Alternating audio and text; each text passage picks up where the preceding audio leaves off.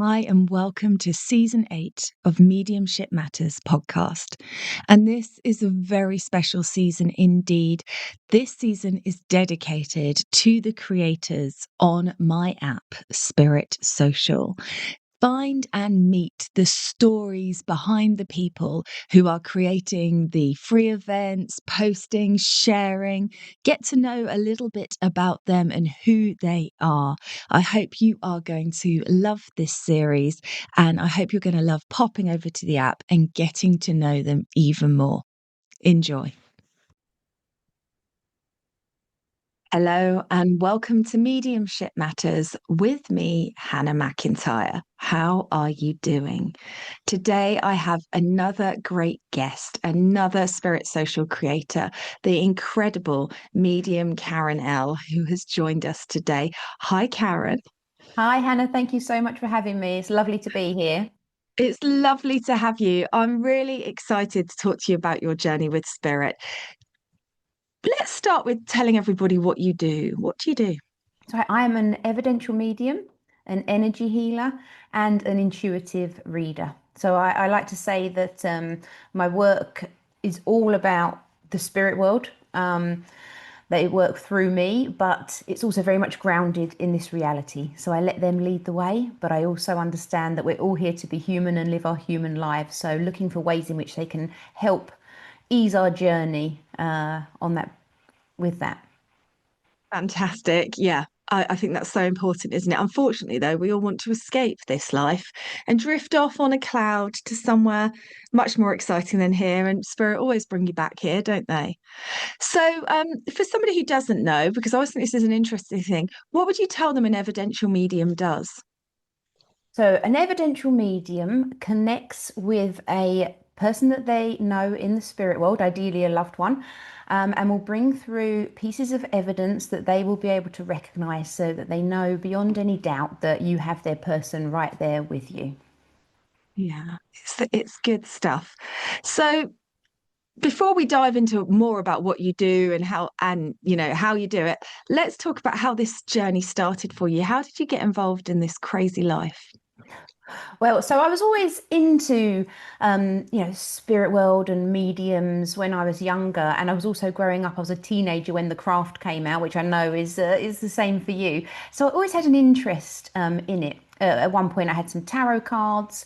I loved crystals as well, but I always believed that you had to be born as a medium to do that work. And I felt a little cheated about that, to be honest. I thought, oh, why couldn't that have happened to me? Why couldn't I have been born a medium? That seems like such an awesome thing to be doing. So yeah, I would try doing meditations, but this was like quite a long time ago. This was before the internet, really. So it was always just in my room with books and things like that, and opened a little crystal shop along the way. So yeah, always had a fascination with what happens after we die, but never really imagined that I was destined to do any of this kind of work.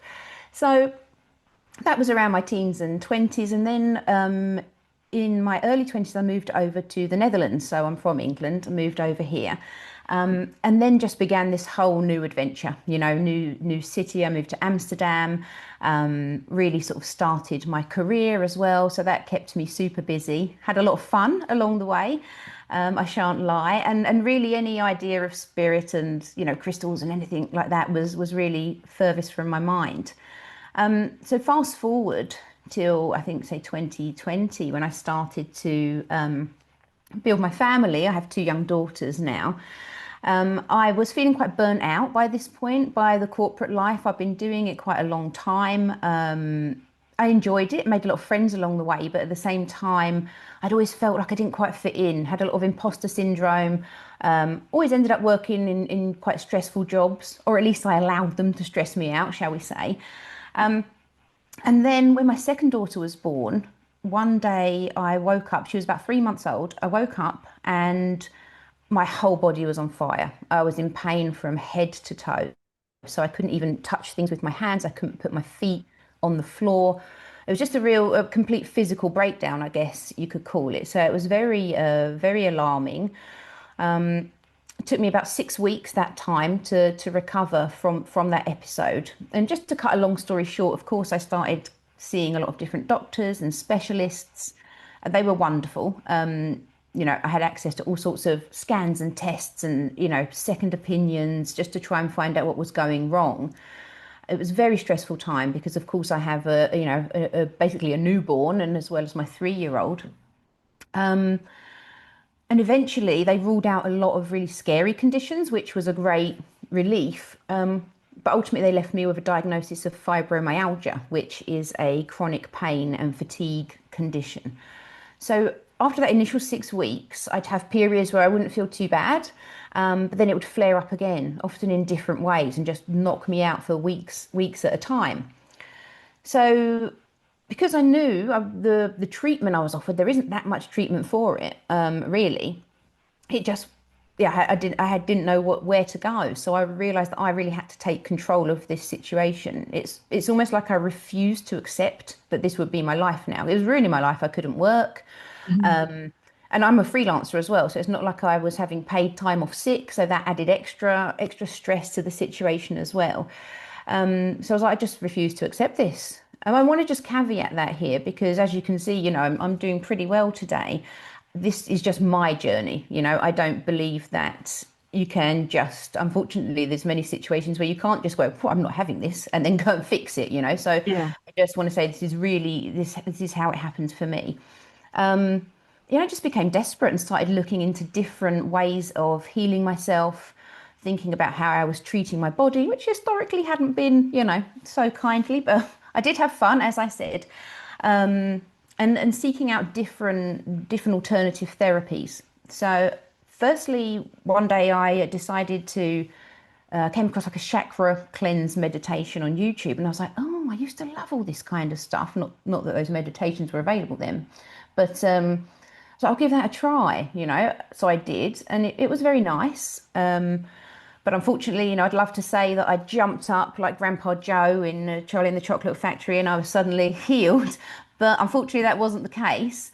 However, it planted a seed, that there are alternative things that I can maybe start exploring.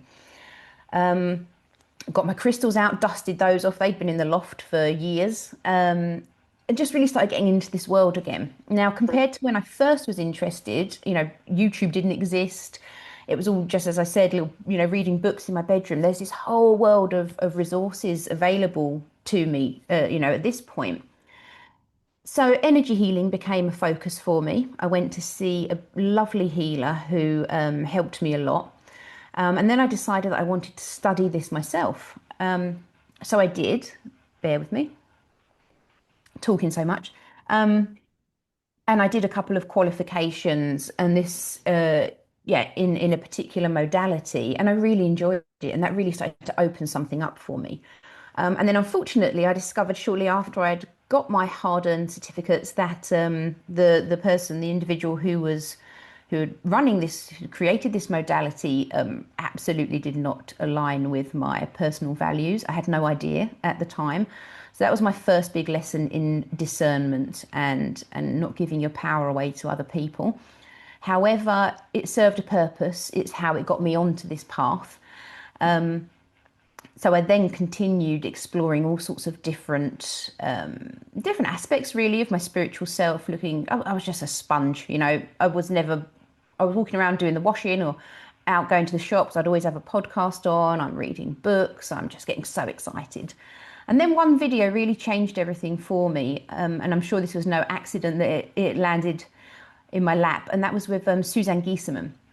So I saw an interview of her on YouTube, talking about how she was a Navy commander, and then her stepdaughter sadly was killed by lightning, and this opened her up to mediumship where she'd never have considered it before. And I was like, hold on a Mhm. minute. And she decided to become a medium, and I was like, whoa, whoa, whoa, record scratch. You can become a medium, because I still had this thought that you had to be born with it. So long story short, I was like, oh my goodness, well, I'm going to become, if she can become a medium, I'm going to become a medium. And then I dedicated the next several years of my life intensively studying and pushing myself to be able to develop these abilities, which I now understand are available to absolutely everybody. Wasn't that closely guarded? Mm. It wasn't destiny after all, it was a choice. Indeed. Yeah. Oh, I love it. I love it. So, well, for you, obviously, mediumship's a real mixed bag, and we both know this from our own experiences. You know, when it works, it's fantastic. When it doesn't, not so much. What does your mediumship feel like to you when it's working well?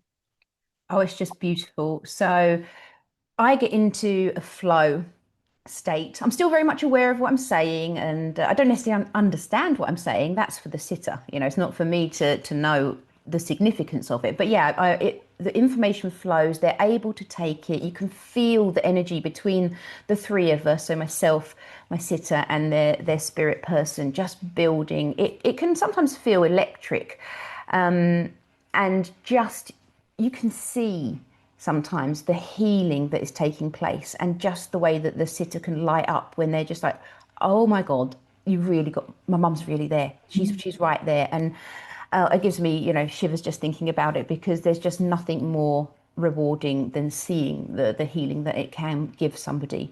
And it's those kind of readings where I'm like, this is why I do this work. This is why I've worked so hard to be able to facilitate those connections. It's incredible. Magic. Absolutely, it is. It's an incredible honor to do. So, how about this is always an interesting one, preparing yourself for a reading. What do you do to prepare? I honestly don't do very much, Hannah, to be honest. I might go for a little walk, or I busy myself so I'm not overthinking it, or not accidentally connecting ahead of the session, which I really try to never do. I try to be quite disciplined about that. So I personally don't really have any rituals, and I did at the beginning. I did have some things that I would do, but then I started to take them away because from my teachers had told me you don't really need them. They're a safety. I Yeah. love a ritual in some ways. I'm not saying they're bad, but I know that spirit's always there. That when I move my mind to the spirit world, they are there Yes. without fail. So yeah, just before, when I'm waiting for my sitter to come online, for example, I'll just take a couple of breaths, settle my energy. That's about it. Yeah, and then off we go. Perfect. Perfect. What has surprised you the most about giving readings? Oh, that's a very good question. I think it's the pieces of evidence and how specific they can be sometimes. So, as I mentioned before, I often don't understand what I'm saying. I'll pass it. Oh, I don't understand the significance of it. It just might be a couple of words like, "Oh, he's showing me shiny shoes," and the sitter will just be like, "Oh my goodness, this is a huge thing." Seeing the impact these just small phrases can have. And one of my most, I will never ever forget this reading I had a few months ago with this lovely lady, and we connected with her mum. It was beautiful. And then towards the end, she said, "Oh, is there any chance you could try connecting with my dog? I miss him so much." And I love connecting with pets in spirit. It's not something I do that often, but when I do, it's just so joyful. It's so beautiful. And we spoke, and I brought through some evidence that made it clear to her that he was definitely with us. And then I said this phrase to her out loud. I said, "Oh, he wants me to tell you that he knows he left such a hole in your heart." And she just couldn't believe it. She was like, I sat here, Karen, an hour ago, and I said to him, "Oh, you've left such a hole in my heart."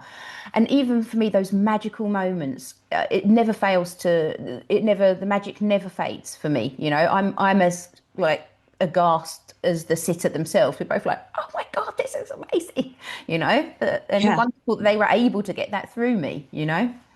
Yeah. I know. I love it. I'm the same. You're so Yeah. excited. You go, oh God, Yeah. God. And then they're like, it's another day in the office for you. And you're like, it's really not. I can't believe it. It's Oh, not at all. magic. Yeah. I love it. How would you say your mediumship has changed or developed since you began? I think the way that I receive information has certainly changed. So very much at the beginning, I was seeing a lot in my mind, pictures in my mind. But now I'll get the odd picture, but it's just more of a knowing, and I feel that actually uses less energy. At the beginning, and this is one I really, really miss actually, is I would feel physically, a spirit's presence. It was amazing. Like get a lot of chills, or you can just feel like someone's touching you, or this warmth in your chest, and it was very strong. And I think that is for mediums in early development. It really helps you because it gives you that confidence, like, oh, they're really here. Yes. But that does use up a lot of energy that you could be using to bring through evidence, as it turns out. So the more confident you get, the more able you are to surrender, and the more trust that you build up. They take all of that back. And that comes with its own challenges. So I think that my mediumship, I've been able to be more specific with what I'm bringing through, be more confident in sharing everything that I'm getting. Talking less. I used to blah blah blah at the beginning, and now I'm quite succinct to be able to bring through as many things as possible, not talking around it and not holding it for too long. And trying to examine it. It comes in, it comes out of my mouth. It comes in, it comes out of my mouth, and that I find works really well. So that's changed absolutely, and also my level of confidence as well, in how I'm able to present the evidence. I don't hold things back now. I don't think, oh, should I say that? I'm just like, boom, out, you know. Yeah. Trust the spirit. Yeah, big Yeah. difference. So, what advice would you give to somebody that is starting their journey? What do you wish you'd known at the beginning? Oh my goodness. I'm actually going to steal the title of your book here, Hannah. I would say that to them. You are a medium, you just don't know it yet. Because there was so long that I was a bit like, but because you still have this hangover from this idea that it's a gift, and you're like, is this on my path? Could it possibly be? Am I just fooling myself? But if you put in the work and you keep showing up, you will develop. There's no Hmm. question about it. If you have that appetite for it, it's not necessarily going to be easy at all. And it will bring up a lot of stuff in your own life, in your own past, that's ready to be healed as well. So, yeah, I said 90% personal development, 10% mediumship development. But I wish I'd known that if I just keep showing up and keep trying, it will happen for me, and I will continue to improve to the point where I'm able to offer this just incredible, magical, sacred service to people. Yeah. I love it. I love it. Um, on the flip side, obviously you've developed loads. You're out there, you're doing your readings. What do you find the most challenging at the moment? Platform, I think, is my current goal. So I've got to a point where I'm really quite comfortable with my one-to-ones.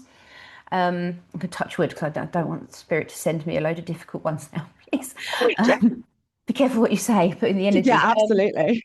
Yeah, so I'm comfortable with my one-to-ones. I feel they're up and running nicely. I mean, there's always ways to improve, of course.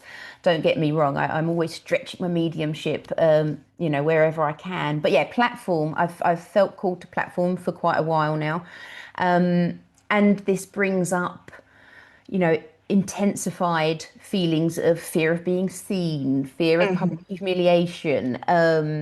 So I'm really this year, and we're working on this together. Of course, as you know, Hannah is really dedicated to my platform journey. I've done quite a bit in practice scenarios, but I'm not ready to go public with that yet. But there's something about it that is so addictive. So I'm also at the moment working on some courses, like even public speaking, Mhm. just alongside to really try and prepare me as best I can, because I do get a little bit nervous with the crowd of people. I guess I think that's where we're off Yeah, to. I think that's perfectly normal, but yeah, absolutely. But you're right, it is addictive and that pays like, yeah, it's the flip side of it. So obviously you're an energy healer as well, and you do healing work. And I know you've got some exciting news because you've just got your own healing room, haven't you? Yes, I am so excited. So I've got it for 1 day a week, so I'll be working there on Fridays. It's very close to my home, so I live in a town called Hilversum in the Netherlands. So I'll be there on Fridays, and I'll be offering, yeah, energy healing, intuitive oracle card readings, and obviously evidential mediumship readings. So I'm hoping that there's some people in Amsterdam who would be interested in traveling. It's not that far. If they're looking for somebody, an English speaking medium, although the Dutch people here, they have incredible English anyway.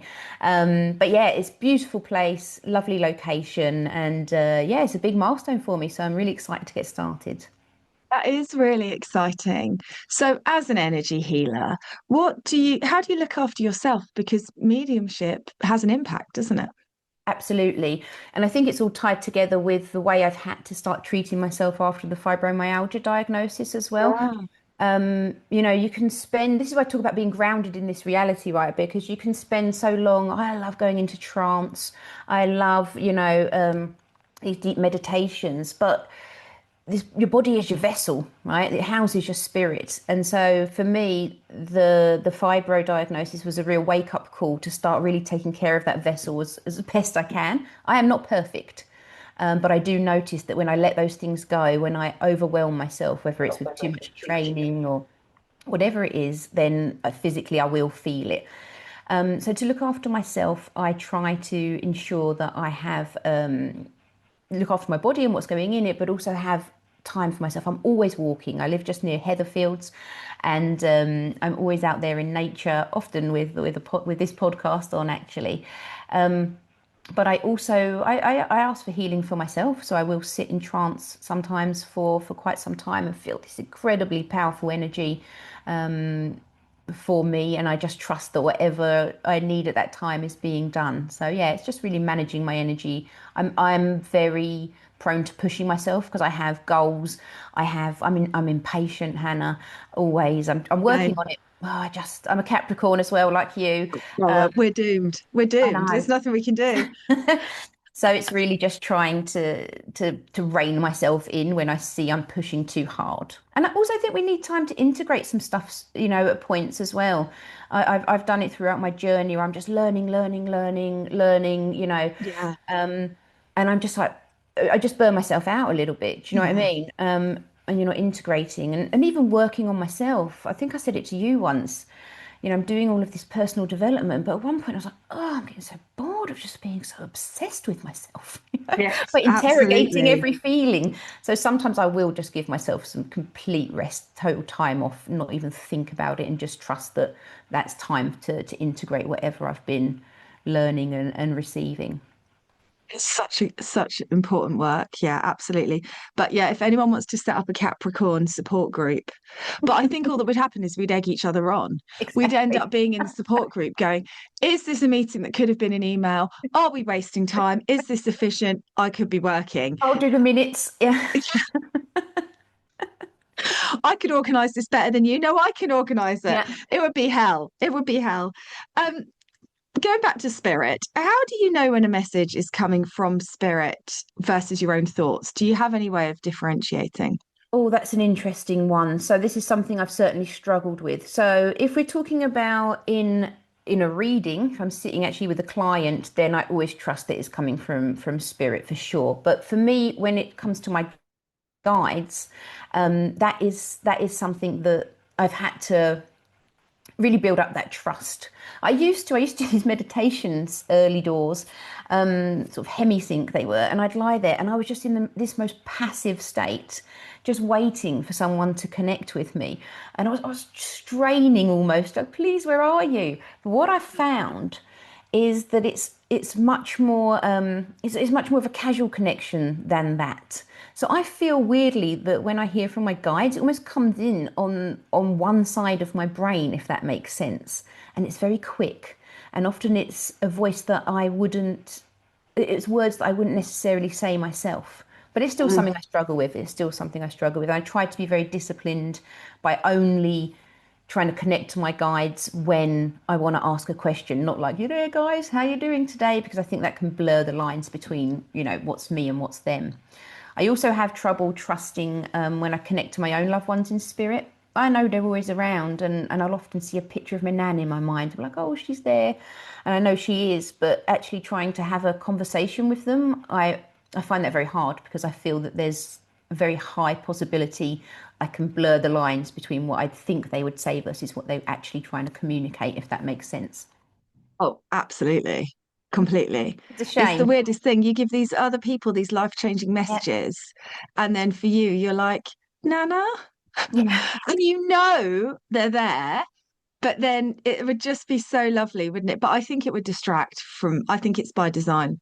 Yeah. I Yeah, I think we agree. wouldn't be able to live if we were spending all our time with our loved ones who we miss.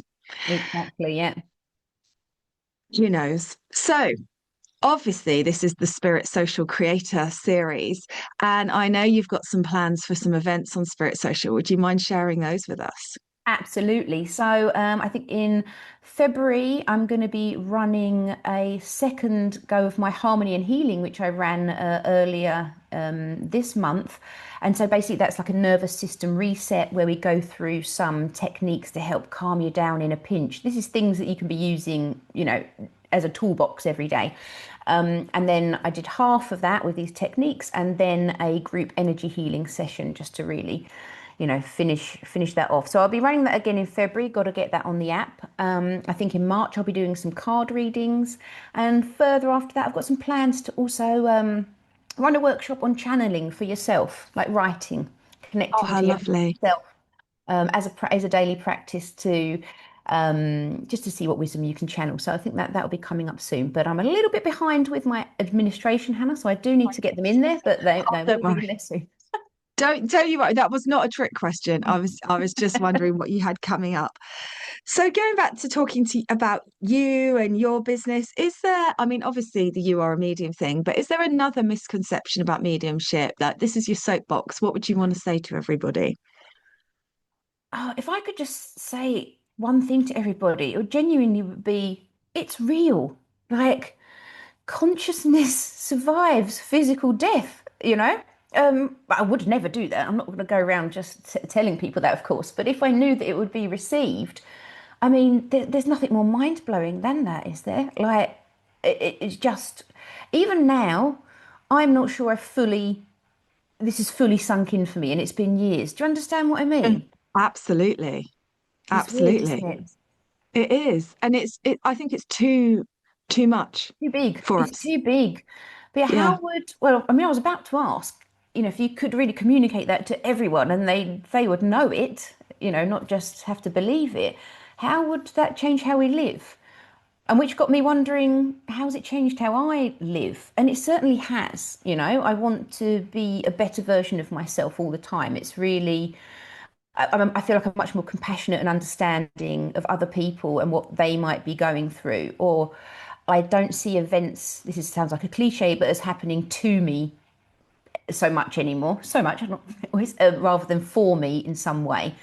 Although I would like a balance a little bit with the ones that happen for me as being the really good ones, not the really annoying lessons, but that all in good time.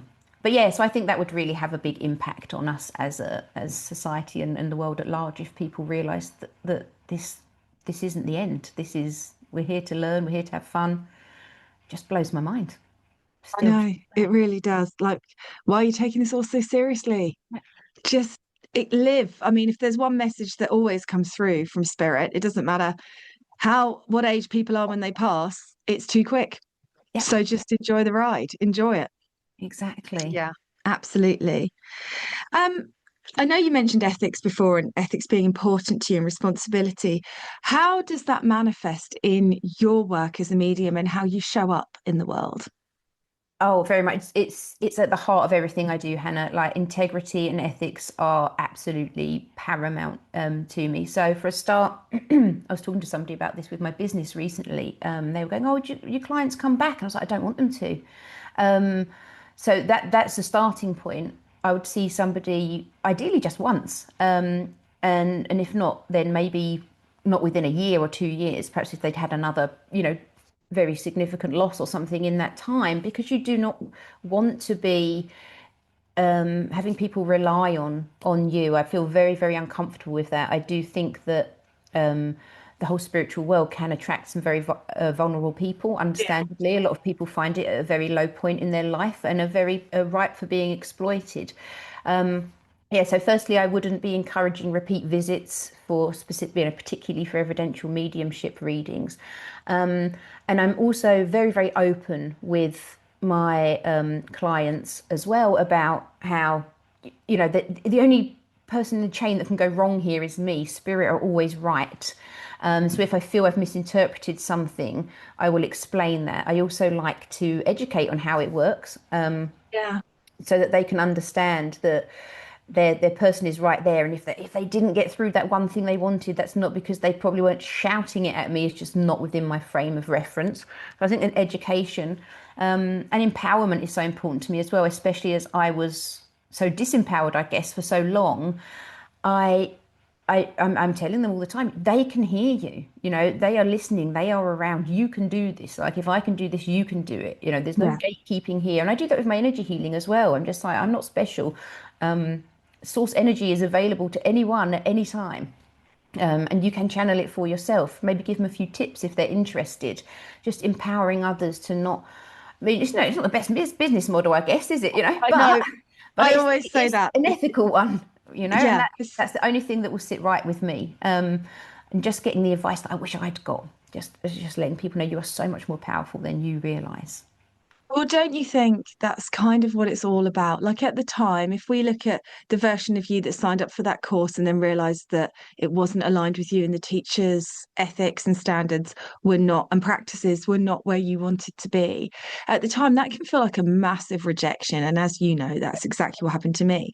But then when you look back, you go, thank goodness I had that experience so that I can be that light for other people and stop that happening to them. Absolutely, yeah, 100%. It was by design, I think. Yeah. Yeah. Cheers for the slap. Thank you so much. Okay, last question before the quick fire round, which I know you cannot wait for. Really How excited. do you handle moments of doubt or wobbles in your mediumship? Oh, so do you mean on my journey or when I'm sitting in front of a client? Both.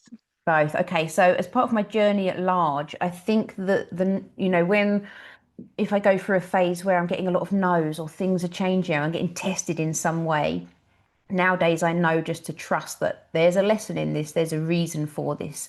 But it used to devastate me early on. The amount of times, Hannah, that in the first couple of years that I would have been like, this is not for me, I'm quitting, I'm working so hard. It really did. And I would be back within a week, if not, a few days to it. But I felt very annoyed with myself, a lot frustrated with myself.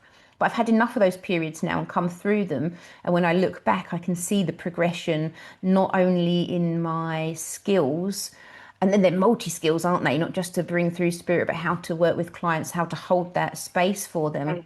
Mm. But also in my, development, I see when it just accelerated again.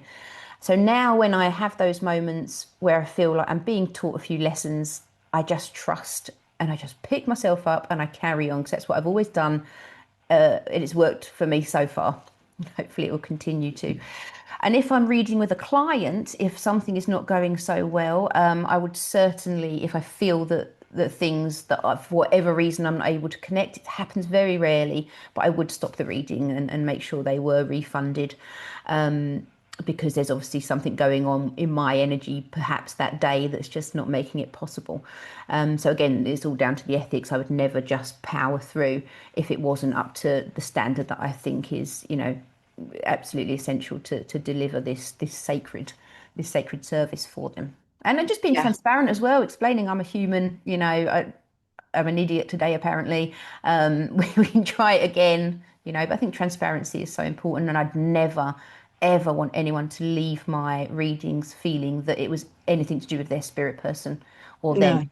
It's so, so important to me that this is where it's potentially gone wrong in this instance. Yeah, absolutely. Absolutely.